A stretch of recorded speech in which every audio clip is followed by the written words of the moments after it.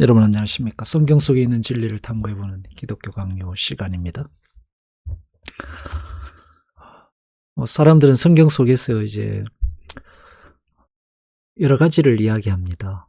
성공이라든지, 혹은 평화라든지, 마음의 안정, 어, 고난을 이기는 법이라든지, 행복한 가정, 사람은 이렇게 살아야 된다. 혹은 직장 생활, 가정, 뭐랄까요, 부모 자녀 관계, 이런 많은 이야기들을 하지만 성경에서 이야기하는 다 중요하지만 그래도 가장 밑바탕이라고 해야 될까요? 사람이 그 죽느냐 사느냐의 문제, 혹은 가장 절망적인 순간에 이르렀을 때에 성경이 우리에게 말하고 있는 것을 저는 용서라고 생각합니다. 모든 절망, 인간의 그 가장 밑바탕에서 다시 살아갈 용기를 얻고 다시 새 출발을 하고 다시 일어나서 발걸음을 내딛게 하는 그 용서죠. 사실 예수님의 십자가의 가장 중심이 되는 메시지도 용서라고 할 수 있습니다. 근데 요즘 이제 간과하고 있습니다. 기독교 강요를 오늘 이 사권 1장 24항을 준비하면서도 몇몇 이제 목사님들이나 교수들의 강의를 살펴봤는데 대부분 이 부분을 간과합니다. 아주 경미하게 다루거나 중요하게 생각지 않습니다. 하지만 성경을 이렇게 살펴보면 용서로 시작해서 용서로 하나님의 백성으로 살고 용서로 영원한 생명에 이어지는 얘기가 성경 이야기입니다. 창세기에도 보면 아담과 하와가 범죄했을 때 하나님께서 아담과 하와에게 입힌 가죽옷 용서의 옷입니다. 아담과 하와의 이야기뿐만이 아니라 초창기 교회의 이야기들, 족장들의 이야기들도 보면 곳곳에 하나님께서 용서의 징검다리를 놓으시고 그들을 건져내시고 인도에 가시는 것을 알 수 있습니다. 칼빈의 기독교 강요 오늘 보면 이제 족장들 이야기를 하고 있죠. 12지파의 족장들의 이야기입니다. 루벤, 레위, 시므온, 유다, 단, 납달리, 갓, 아셀 이런 족장들의 이야기인데 이 사람들이 보면 요셉을 죽이려고 이제 공모를 하고 요셉을 진짜 죽이려고 자기들 손에는 피 묻히기 싫으니까 빈 우물 속에다가 집어넣어 던져버립니다. 절대로 못 나오죠. 그런 사람들이 이스라엘의 12지파의 조상들입니다. 꺼내줄 마음이 없었는데 유다가 설득해서 이제 꺼내주고 살려주는 대신에 상인들에게 팔아버립니다. 진짜 잔악한 범죄죠. 이미 할례를 받고 선택을 받아 언약에 참여했을 때더라고 말이야. 아브라함의 할례로부터 시작해서 이제 그 이후에 태어나는 후손들은 다 할례를 하니까요. 그런 사람들입니다. 용서 없이는 그들이 하나님의 백성으로 존재하는 자체가 불가능하죠. 시몬과 레위도 마찬가지입니다. 누이 동생 디나엘로 이제 세겜 사람들에게 보복을 합니다. 세겜의 족장 하몰의 아들 세겜이 자신들의 누이 동생 디나를 보면서 화가 나죠. 그래서 할례를 하면 누이를 자기 동생을 주겠다라고 이제 속이고 그들을 몰살합니다. 뿐만이 아니고 루벤의 이야기도 성경에 기록되고 있습니다. 루벤은 그 야곱의 장자입니다. 추악한 정욕으로 자기 아버지의 침상을 더럽혔어요. 자세히 얘기할 필요는 없겠죠. 그러나 하나님 용서하시죠. 거기에 또 등장하는 또 다른 사람은 유다입니다. 유다는 다윗의 조상으로서 믿음의 뿌리 중에 한 사람인데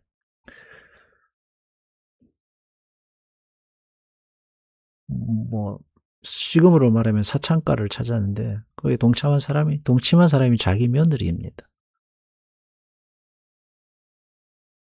보면 그럼에도 불구하고 족장으로 세움을 받았죠.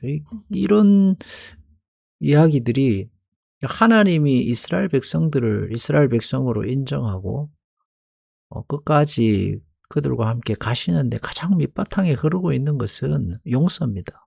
교회도 마찬가지고요. 뭐 성령의 충만함이다, 은사다, 뭐 또 구제다, 뭐 전도다 여러 가지가 있을 수 있지만 그러나 가장 밑바탕에 흐르는 것은 용서입니다. 이게 없으면 불가능한 거죠.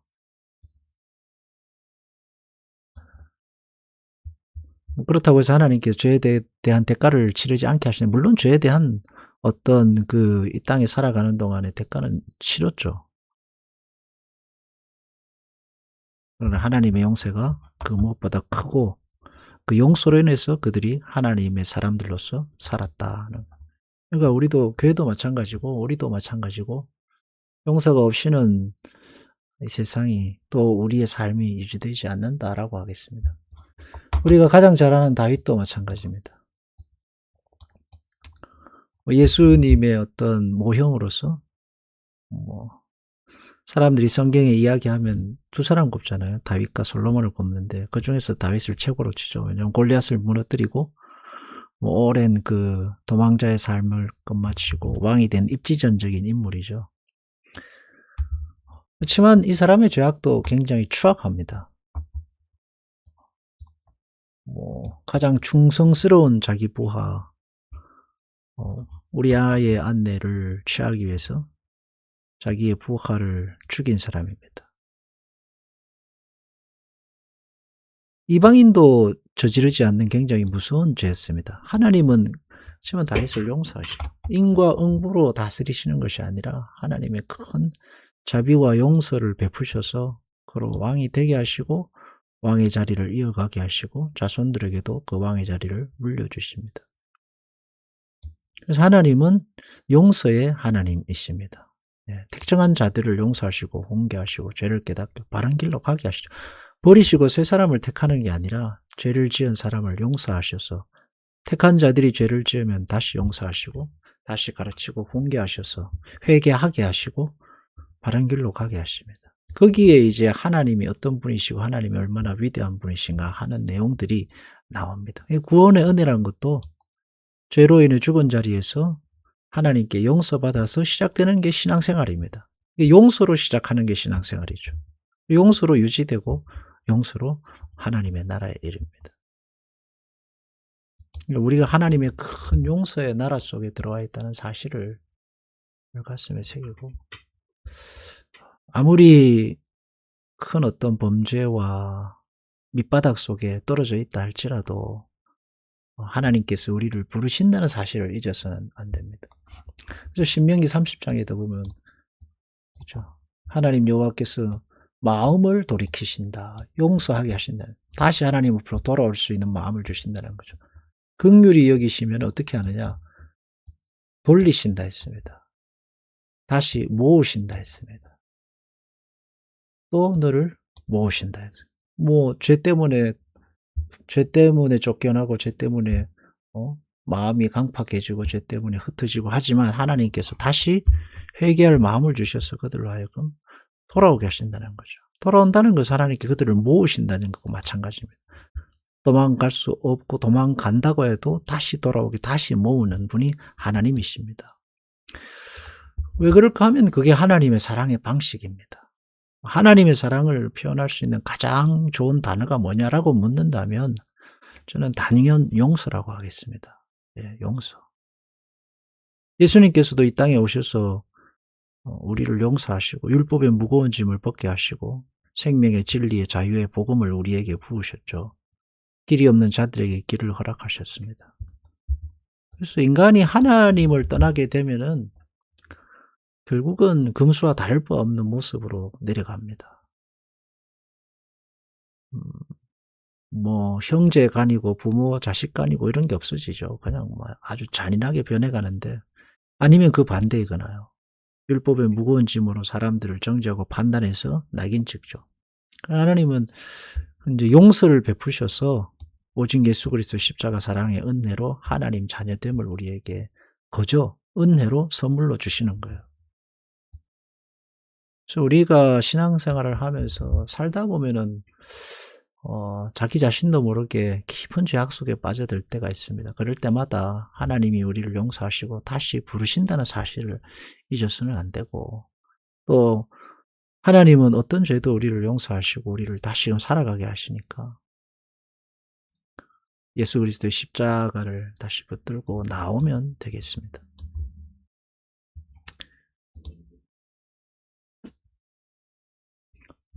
이러한 얘기들은 뭐 모세오경에만 나오는 게 아니고 계속 이어서도 나오죠. 선지서들 속에도 계속되는 이야기가 돌아오라, 하나님은 너희를 용서하신다라는 이야기들로 가득 차 있습니다. 그래서 하나님의 선하심이 죄를 이긴다. 인간은 틈만 나면 도망가고 하나님 앞에 큰 소리치고 뭐 핑계하고 협박하고 하지만, 하나님은 용서하셔서 새 마음을 주셔서 우리를 부르시는 분이십니다. 그러면 사람이 그 아내를 버림으로 그가 떠나가죠. 하나님은 결국 내게 돌아오게 오랬느냐라고 하시면서 돌아오라고 하십니다. 한없이 품지 않으니라 해서, 노를 한없이 품지 않으셔서 언제나 용서할 마음을 가지고 계시는 분이 하나님이시다.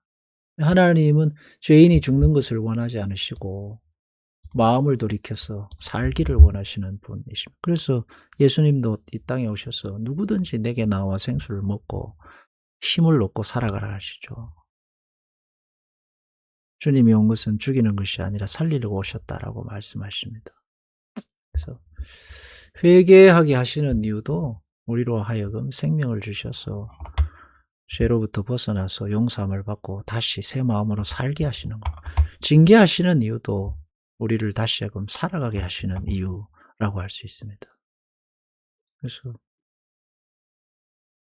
뭐 중풍병자도 나왔을 때 예수님께서 죄를 용서해 주십니다. 병을 고치는 것으로 끝나지 않고 죄를 용서해 주셔서 그가 하나님의 자녀인 것을 확인시켜 줍니다. 하나님의 자녀인 것을 확인시켜 줘. 새로운 정체성이죠. 다른 사람이 낙인 찍혀준 뭐 병자, 죄인, 뭐 실패자, 낙오자 이런 게 아니라 하나님이 그에게 새로운 이름을 주시고 용서해 주셔서 하나님의 자녀라는 새 정체성을 부으시는 겁니다. 그게 용서입니다. 솔로몬이 성전을 짓고 난 다음에 한 기도의 내용입니다. 결국은 그 기도의 내용도 용서입니다. 예수님의 주기도문의 내용의 그 핵심적인 내용도 용서죠. 우리의 죄를 용서해 주시고 용서입니다. 솔로몬이 이제 굉장히 그러니까 뭐 성전을 짓고 난 다음에 드린 기도니까 한참 왕성한 신앙의 시기에 드린 기도죠. 그때도 그가 발견한 것은 인간은 용서 외에는 다른 길이 없다는 것을 발견한 거예요. 우리가 이 세상에서 뭐 하나님 떠나서 인간이 할 수 있는 게 뭐가 있을까요? 인간을 즐겁게 하고 쾌락 뭐가 있을까요? 인간은 결국 죽을 때까지 자기 자신과의 싸움, 인간들과의 어떤 관계로에서 오는 그 갈등과 싸움, 질병과의 싸움, 자기 모자람과 고통하며 살아가는 존재입니다. 결국 하나님으로만이 참 안식과, 그리고 그 안식이 안식에 그치지 않고 자기 정체성을 깨닫게 되고 나아가 죽음 너머로의 삶까지 이어지는 길은 오직 하나님밖에 없다. 용서의 길로 들어와서 용서의 길로 살아가는 것입니다. 이스라엘 백성들에게 율법을 주시고 이제 제사 제도를 만드시잖아요. 매일 드리는 제사, 또 뭐 안식일마다 드리는 제사, 절기마다 드리는 제사, 그리고 1년에 한 번 드리는 대속죄 제사, 이런 것들도 다 기본적으로 용서를 그 밑바탕에, 죄에 대한 용서를 그 밑바탕에, 가장 밑바탕에 깔고 있습니다. 번제, 소제, 화목제, 다 죄에 대한 용서와 사죄의 내용을 담고 있습니다. 결국 그걸 더 하나님 바라시는 게 뭐냐 하면, 하나님으로부터 멀리 떨어지지 않고 하나님과 가까이 하나님의 백성으로 살아가기를 간절히 바라는 하나님의 어떤 염원, 열정이 그 안에 담겨져 있죠. 얼마나 하나님이 자기 백성 특정한 자들을 사랑하시는가 하는 걸 알 수 있습니다. 하나님 얼마나 여러분을 사랑하시는가 하는 내용이 용서에 담겨 있습니다. 그래서 우리는 뭐 어떤 능력이 있냐, 재능이 있냐, 은사가 있냐, 뭐 이런 걸 통해서가 아니라 내가 용서받은 하나님의 자녀라는 사실 이 하나만으로도 그걸 가장 깊이 붙들고 그걸 가지고 살아야 되지 않겠나 생각하는 거죠. 그리고 그것을 이제 내 이웃과 나 자신과 내 이웃과 내 가족과 나를 만나는 사람들에게 베풀며 살아가는 것입니다. 뭐 요즘 능력에 대해서 사람들이 많은 이야기를 하는데 세상이 워낙 화려해지고 물질이 넘쳐나니까요. 그러나 가장 밑바탕에 있는 용서를 다시 한번 끄집어내서 좀 되새겨 볼 때가 아닌가 생각하는 것입니다. 하나님 아버지, 우리는 용서로 들어왔고 또 용서로 살아가고 용서로 끝을 맺게 될 것입니다. 세상이 화려해지고 능력을 자랑하는 시대가 될수록 우리는 가장 밑바탕, 가장 낮은 곳에서 용서를 품고 용서로 살아갈 수 있도록 은혜를 다하시고 이 사실을 잊지 않고 꼭 붙들고 살게 하소서. 예수님 이름으로 기도합니다. 아멘.